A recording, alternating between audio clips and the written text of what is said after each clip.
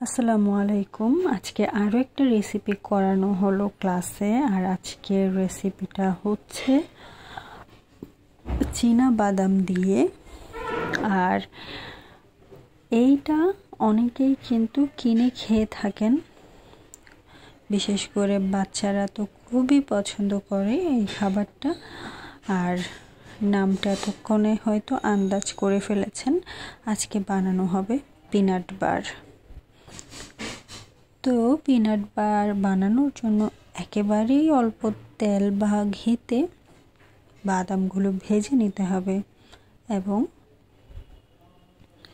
ভেজে নেওয়ার পর এগুলো আধা ভাঙ্গা করে নিতে হবে, অবশ্যই খোসা ছাড়িয়ে।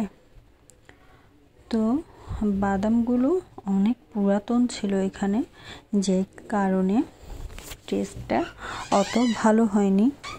সাথে এখানে কিন্তু আমরা খুব সুন্দর করে একটা যে শেপ বা যে পাত্রে আমরা বাদামটা রাখবো সেরকম কোনো কিছু পাইনি, তার জন্য আমাদের শেপটাও কিন্তু অত বেশি সুন্দর হয়নি।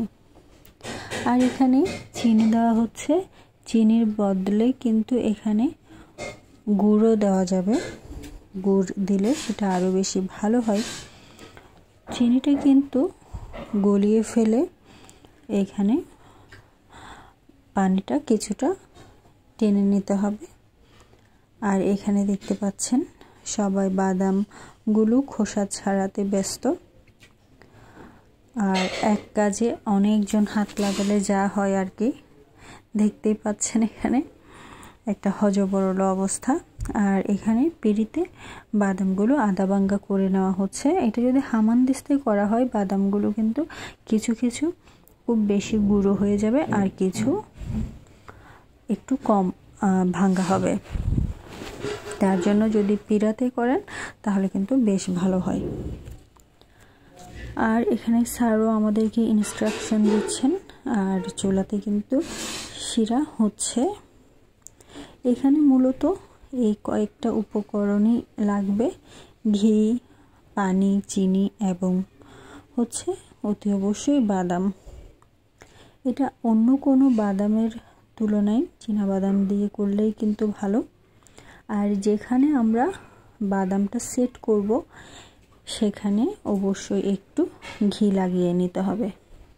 এটা যদি তেল লাগানো হয় স্বাদটা কিন্তু ভালো হবে না, তাই চেষ্টা করবেন ঘিটাই যেন লাগানো হয়।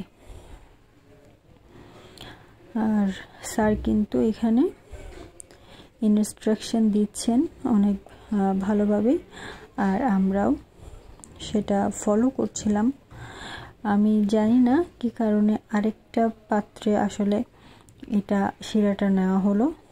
স্যার আমাদেরকে আরেকটা পাত্রে এটা নিতে বলেছেন বিদায় আমরা এটা নিলাম। আর এখানে অল্প করে একটু লবণ দেওয়া হয়েছে। আর দেখতে পাচ্ছেন এখানে বাদামগুলো ঢেলে দেওয়া হয়েছে। চিনি যখন প্রায় আঠালো হয়ে এসেছে তখন এখন এই মিশ্রণটার সাথে সাথেই কিন্তু যে পাত্রে আমরা পিনাট বারটা জমাবো সেখানে দিয়ে দিতে হবে। খুব বেশি হলে 1 মিনিট নাড়াচাড়া করা যায়, কিন্তু খুব বেশি ঘন করে ফেলা যাবে না। এভাবে সেট করে নিব। তো এটা যদি কোনো সিলিকনের মোল্ড পাওয়া যায় সেখানে জমানো হয়, পাতলা সিলিকনের মোল্ড, সেখানে কিন্তু খুব ভালোভাবে সুন্দরভাবে সেটা জমবে আর তুললে ফেলতে খুব সহজ হবে। এটা ভাঙতে গিয়ে একেবারে ভেঙে চুরে এটা সর্বনাশ হয়ে গিয়েছিল, যেহেতু এখানে যে জিনিসটাতে জমানো হয়েছে সেটা কিন্তু খুব একটা ভালো হয়নি।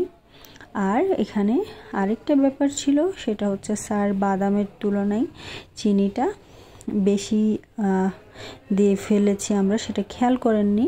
কারণ স্যার আমাদেরকে কিছুটা সময় দেখিয়ে দেন, কিছুটা সময় অন্যান্য কাজে স্যারকে ব্যস্ত থাকতে হয় বিদায় স্যার অন্য কাজেও করেন। তো দেখতেই পাচ্ছেন পিনাট বারটা খুবই করুণ অবস্থা।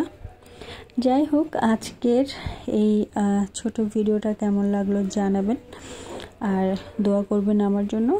সবার জন্য অনেক অনেক শুভকামনা। আল্লাহ হাফেজ।